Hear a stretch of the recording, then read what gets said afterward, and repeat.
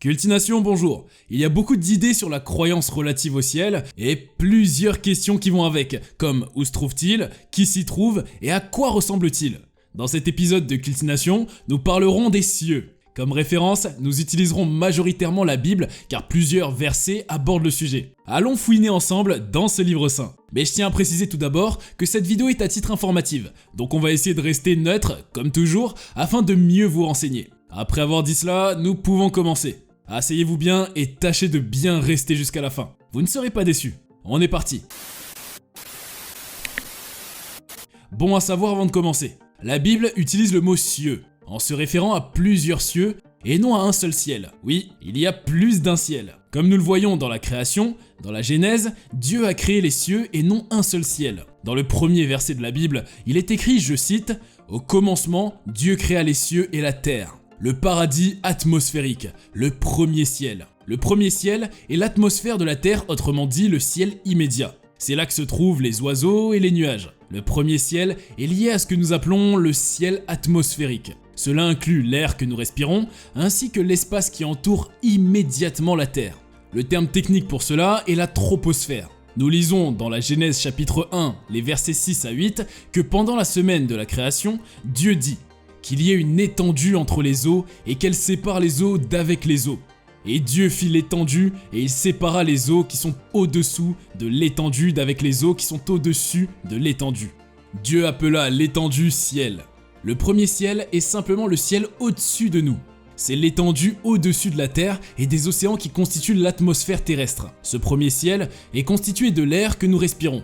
C'est l'espace dans lequel nous vivons et voyageons. Si vous êtes déjà monté dans un avion, vous pouvez dire que vous êtes allé au ciel. C'est là où le vent souffle et les oiseaux volent.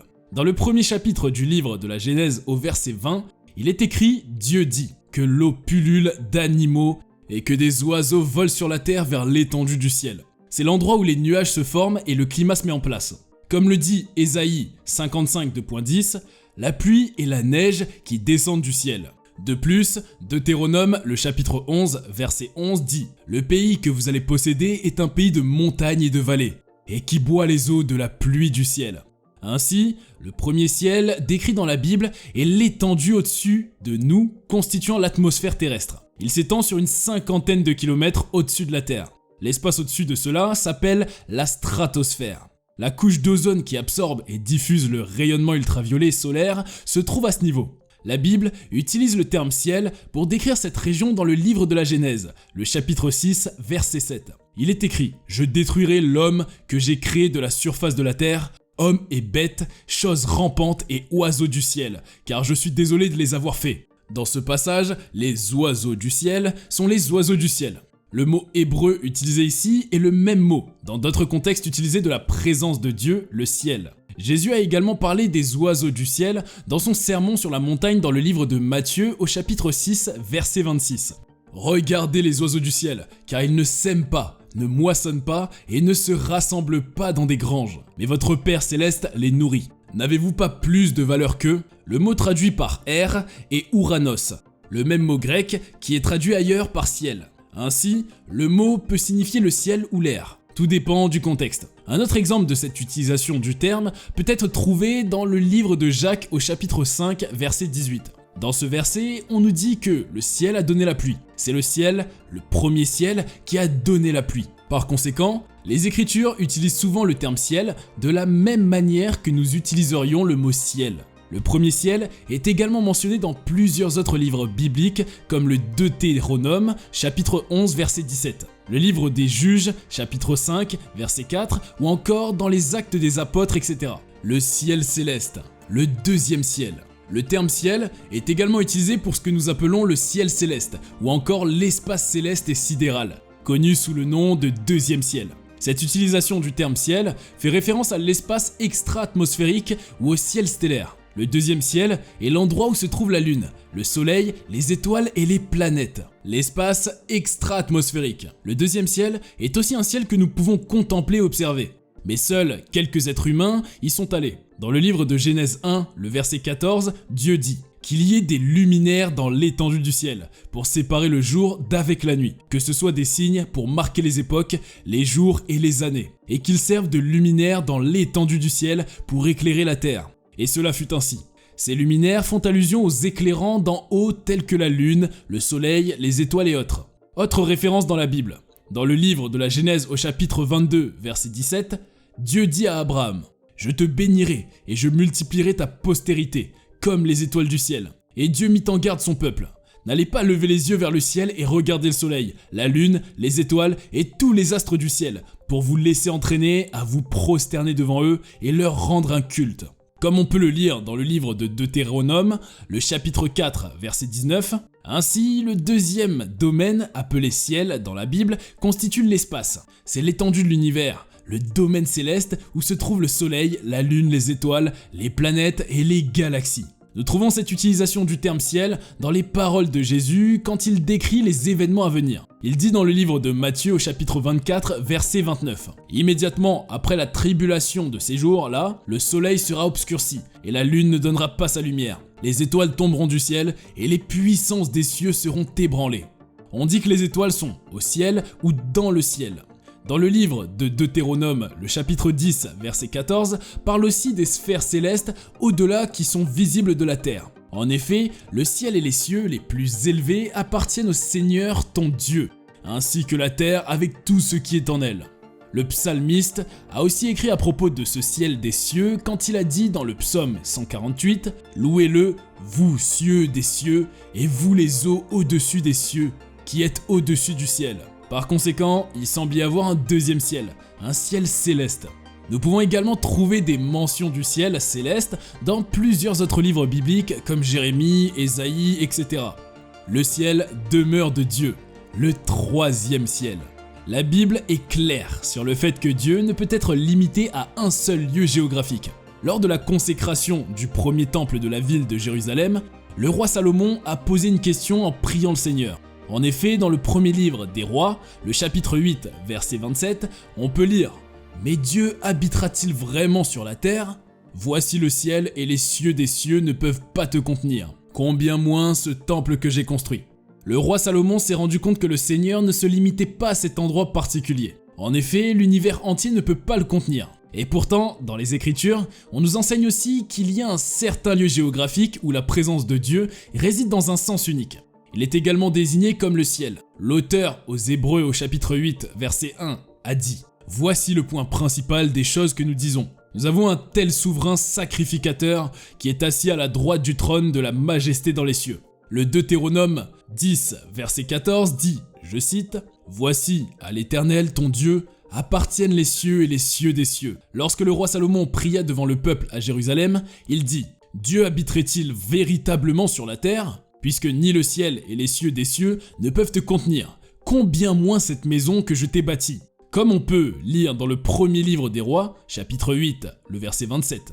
Et l'apôtre Paul, parlant d'une révélation spéciale qui lui fut donnée, écrit dans le deuxième livre de Corinthiens au chapitre 12, verset 2, je cite « Je connais un fidèle du Christ, voici il y a 14 ans a été emporté jusqu'au troisième ciel. Est-ce dans son corps ou à l'extérieur de son corps ? Je ne sais pas, mais Dieu le sait. Ce sont les cieux des cieux, ou le troisième ciel, où se trouve le trône de Dieu. Le psaume 103, verset 19 dit « L'Éternel a établi son trône dans les cieux. C'est là que Dieu siège. » Le psaume 115, 2.3 dit clairement « Notre Dieu est au ciel. » Et autour de Job 22, verset 12 de dire « Dieu n'est-il pas en haut dans les cieux ? Ainsi, il existe un monde spirituel en dehors du monde physique que nous ne pouvons pas voir. Et c'est là où siège Dieu le Père et Jésus-Christ. » Jésus parla souvent au sujet de son Père dans les cieux plusieurs fois dans le livre de Matthieu, et la Bible explique qu'il est, à ce jour, également assis avec lui sur son trône. Dans le livre des Hébreux, chapitre 9, verset 24, on peut lire « Car Christ n'est pas entré dans un sanctuaire fait de mains d'homme, en imitation du véritable, mais il est entré dans le ciel même. » Le livre des Hébreux nous dit aussi que Jésus-Christ s'est assis à la droite de la majesté divine dans les lieux très hauts. C'est de ce domaine céleste que Jésus vint, et où personne d'autre n'a encore jamais pu aller. Nous lisons dans Jean chapitre 3 verset 13 « Personne n'est monté au ciel, si ce n'est celui qui est descendu du ciel, le Fils de l'homme qui est dans le ciel. » Ainsi, à l'heure actuelle, seuls les êtres spirituels habitent le troisième ciel, ce qui inclut Dieu, Jésus-Christ et les anges. Le troisième ciel est donc la demeure de Dieu. Plusieurs autres versets bibliques mentionnent ce fait. En effet, dans le premier livre des rois, chapitre 8 verset 30, on peut lire « Écoute la supplication de ton serviteur et de ton peuple Israël, lorsqu'ils prieront en ce lieu. Toi, dans les cieux où tu habites, écoute et pardonne. Dans le psaume 2, le verset 4 dit que « Celui qui règne dans les cieux s'en amuse, le Seigneur les tourne en dérision ». Dans le livre de Matthieu également, nous avons au chapitre 5, verset 16 « Que ta lumière brille devant les hommes, afin qu'ils voient tes bonnes œuvres et glorifient ton Père qui est dans les cieux ». Satan a vécu au ciel. Le livre de l'Apocalypse, le chapitre 12, les versets 7 à 9, indique clairement où Satan a vécu autrefois, où il vit maintenant et où il sera dans le futur. Et il y eut la guerre dans le ciel. Michel et ses anges combattirent le dragon. Et le dragon combattit et ses anges, et ne l'emportant pas. Et leur place ne se retrouvera plus dans le ciel. Et le grand dragon fut chassé, ce vieux serpent, appelé le diable. Et Satan, qui séduit le monde entier, il fut jeté sur la terre, et ses anges furent chassés avec lui. Comme on le voit dans les versets ci-dessus, Satan a vécu une fois au ciel. C'est ainsi qu'il a été appelé Lucifer et a été créé pour servir Dieu. Comme tu es tombé du ciel, ô Lucifer, fils de l'aurore, te voilà abattu par terre, toi qui terrorisais les nations. Comme on peut le lire dans le livre d'Ésaïe, le chapitre 14, verset 12, les versets 13 à 15 nous montrent que Satan est tombé du ciel pour sa propre ambition égoïste et son orgueil. Cela se voit plus loin dans le livre d'Ézéchiel. En effet, dans le chapitre 28, les versets 14 à 17, il est écrit, je cite, « Tu es le chérubin protecteur aux ailes déployées, et je t'ai fixé ainsi. Tu étais sur la sainte montagne de Dieu. Tu as marché de haut en bas au milieu des pierres de feu. Tu as été parfait dans tes voies depuis le jour où tu as été créé, jusqu'à ce que l'iniquité ait été trouvée en toi. Par la multitude de tes marchandises, ils ont rempli le milieu de toi de violence, et tu as péché. C'est pourquoi je te jetterai comme profane hors de la montagne de Dieu, et je te détruirai, ô chérubin couvrant, du milieu des pierres de feu. Ton cœur s'est élevé à cause de ta beauté, tu as corrompu ta sagesse à cause de ton éclat. » Jésus lui-même déclare qu'il a vu Satan tomber du ciel.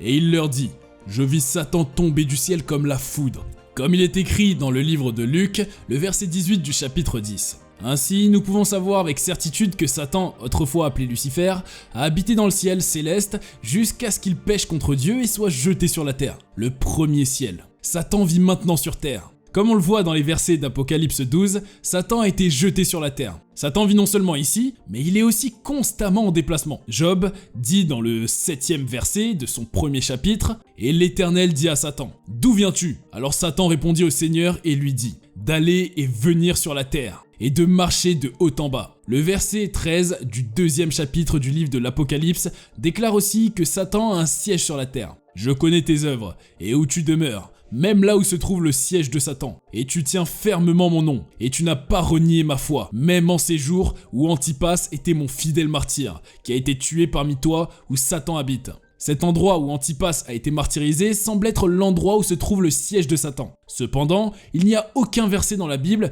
ou dans les archives historiques quant à l'endroit exact où cela se trouve. Il se peut que ce siège soit le quartier général de Satan. Peu importe où il se trouve exactement sur Terre, il est clair qu'il est assis, habite et se déplace ici sur Terre. Satan a aussi la capacité d'être dans l'air, dans notre atmosphère. L'Apocalypse chapitre 12 au verset 12 dit, je cite, « Malheur aux habitants de la terre et de la mer, car le diable est descendu vers vous, ayant une grande colère parce qu'il sait qu'il n'a que peu de temps. » Bon à savoir pour la fin. Le ciel peut être au-delà des limites de notre vision et beaucoup de gens le considèrent simplement comme une sphère de vie ou un état de la localité indépendante. Mais le ciel est un endroit réel.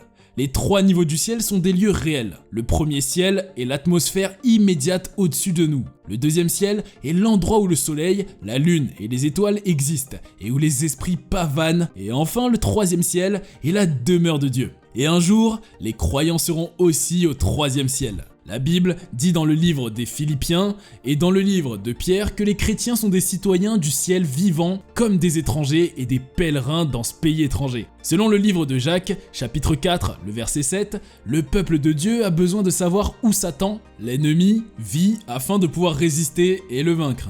Nous voilà au terme de cet épisode sur les 3 paradis. Donnez-nous votre avis sur le sujet en commentaire. C'est toujours un plaisir de vous lire. N'oubliez pas de liker, de vous abonner et de partager massivement si vous trouvez nos épisodes intéressants. Sur ce, je vous dis à bientôt pour un prochain épisode de Cultination.